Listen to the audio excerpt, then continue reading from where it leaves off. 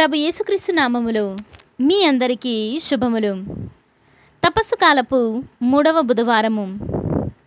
నేను ఆజ్ఞాపించిన చట్టములను పాటింతురేని మీ కొసగిన గడ్డను స్వాధీనము చేసుకొందురు.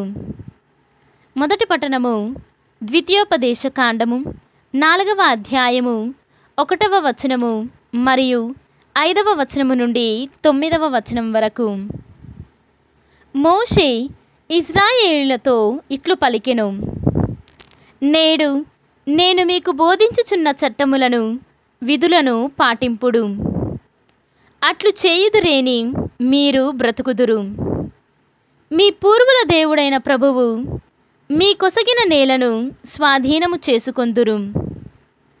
ప్రభువైన దేవుడు నన్ను ఆజ్ఞాపించినట్లే నేను మీకు అతని విధులను చట్టములను బోధించి తిని.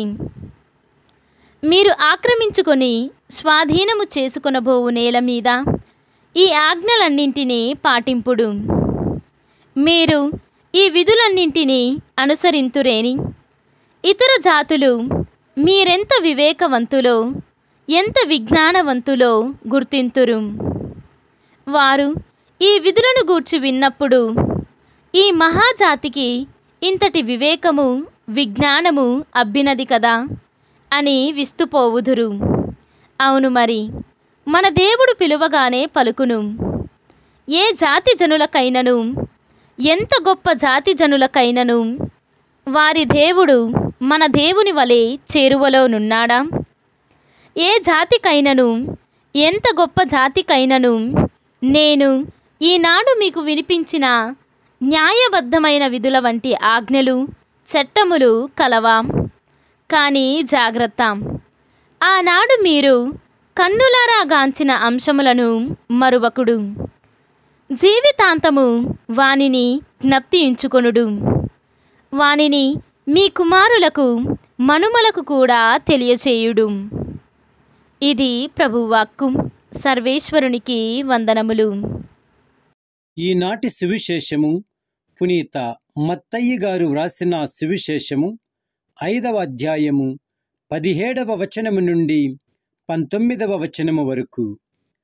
నేను ధర్మశాస్త్రమును ప్రవక్తల ప్రబోధమును రద్దు చేయవచ్చితనని తలంపవలదు. నేను వచ్చినది వానిని సంపూర్ణమునర్చుటకే గాని రద్దు చేయుటకు కాదు. పరలోక భూలోకములు గతించినను ధర్మశాస్త్రములోని ఒక అల్పక్షరమైనను ఒక పొల్లు అయినను వ్యర్థముగాక అంతా నెరవేరునని నొక్కి వక్కానించుచున్నాను. కాబట్టి ఎవరైనా ఈ ఆజ్ఞలలో ఏ అత్యల్పమైన దానినైనను భంగపరచి అట్లా జనులకు బోధించును వారు పరలోక రాజ్యమున అత్యల్పుడుగా పరిగణింపబడును. ఇది క్రీస్తు సువిశేషము. క్రీస్తువా మీకు స్తుతి కలుగునుగాక.